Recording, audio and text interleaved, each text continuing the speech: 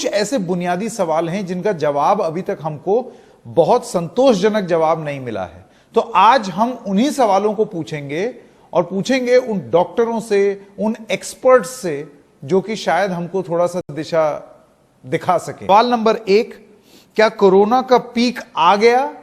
अगर नहीं आया तो कब आएगा और कितना पीक होगा? यह पहला सवाल है बुनियादी, जिसका ढंग से हमको जवाब नहीं मिला है अब तक। दूसरा, मामले कम कब होने शुरू होंगे? कहा जाता है एक फ्लैटनिंग ऑफ द कर्व होगा। फ्लैटन तभी हो सकता है जब आप एक पॉइंट तक पहुंच जाए, पीक तक पहुंच जाए। तो वो फ्लैट होना कब शुरू होगा और धीरे धीरे कम होना कब शुरू होगा? ये दूसरा बुनियादी सवाल। और अगर भारी संख्या में हुआ संक्रमण, जैसे कि तमाम लोग अब बोल रहे हैं कि धीरे धीरे ये फिगर्स अगर इसी रफ्तार से बढ़ते चले गए तो और बढ़ेंगे, इस पर एक बुनियादी सवाल यह है कि क्या हमारे अस्पताल कर सकते हैं हमारा इलाज? अगर मैं बीमार हुआ तो क्या मेरा इलाज हो पाएगा? इतने अस्पताल हैं, इतने बिस्तर हैं, क्या इन सब चीजों की तैयारी पूरी तरीके से हो चुकी है या नहीं? यही होंगे आज मुकाबला में हमारे सवाल। आज पाकिस्तान के इसी झूठे प्रोपेगेंडा पर करेंगे महाभारत। मदद नहीं दी, इसलिए आज महाभारत में मेरा सवाल आपसे यह है कि कोरोना पर भीख मांगे इमरान और मदद का झूठा ऐलान। सवाल मेरा यह कि अपनों को मरने के लिए छोड़ा और दुनिया के सामने आप पीट रहे ढिंडोरा।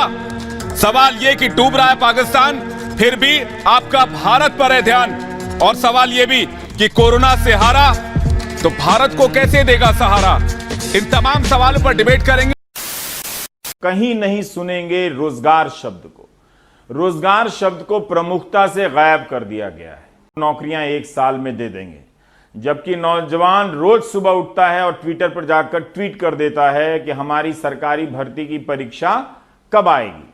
अब तो सरकार ने कोर्ट में यह कह दिया है कि जिन लोगों की सैलरी नहीं मिली है, ये उनके और कंपनी के बीच का मामला है, सरकार को इससे कोई लेना देना नहीं है। देखिए कि centre for monitoring Indian economy ने एक सर्वे में बताया कि अप्रैल के महीने में 12 करोड़ लोगों का रोजगार चला गया। इसमें 1.8 करोड़ लोग ऐसे थे जो नियमित सैलरी वाले थे, इनकी नौकरी चली गई। लेकिन तब भी रोजगार पर कोई बात नहीं हो रही है, कोई विश्वसनीय डेटा नहीं दिया जा रहा है, किसी प्रकार का आश्वासन नहीं दिया जा रहा है। आज पूछता है भारत में डिबेट एक बहुत ही महत्वपूर्ण और बहुत ही एक संजीदा विषय पर है। क्या कांग्रेस पार्टी सीमा पर खड़े जवानों का मनोबल तोड़ना चाहती है, और अगर है तो बताती क्यों नहीं? दूसरा सवाल, हमारी फौज ने चीन के सैनिकों को पीछे हटा दिया, क्या इसलिए राहुल गांधी बौखला गए हैं? किस तरफ खड़े हैं राहुल गांधी? और राहुल गांधी सेना की ताकत पर सवाल कर रहे हैं, क्या चीन के साथ सीमा पर 1962 वाला माहौल फिर से चाहती है? क्या शर्म नहीं आती कांग्रेस पार्टी को? और आज सबसे बड़ा सवाल पूछता है भारत में, पाकिस्तान के बाद अब चीन की जुबान क्यों बोल रही है ये वाड्रा कांग्रेस, ये सोनिया गांधी की कांग्रेस? पूछता है भारत।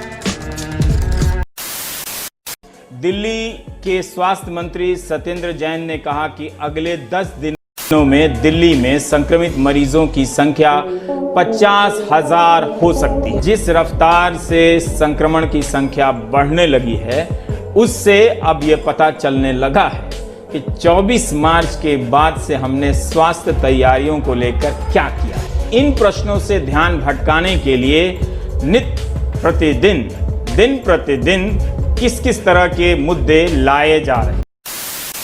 चीन की सीमा पर हम जनरल बख्शी इनके सैनिकों को पीछे भेज चुके हैं, यह हकीकत। अगर यह हकीकत वाड्रा परिवार को नहीं पता है तो वो अपनी आंखों से पाकिस्तान और चीन वाला चश्मा उतार दे।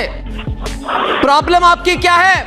आंखों में इस्लामाबाद का चश्मा है। इबादुल्ला जी, वाड्रा परिवार का इस्लामाबाद का चश्मा है। पुलवामा हमले से सबसे ज्यादा फायदा किसको मिला, यह सवाल उठाया था उन्होंने। यही है राहुल गांधी की हकीकत। ये लोग पैसा छाप रहे हैं, छापो कोई बात नहीं, लेकिन जितनी बुरी तरह से देश की जनता को चूतिया बना रहे हैं ना, अगर हम करें तो करें क्या, बोले तो बोले क्या। बॉडी गार्ड है हम, जो चूतियों को अपनी मनमानी करने देते हैं। माँ का भूसड़ा, ये सब मिलके चूतिया बना रहे हैं, पैंट चोद।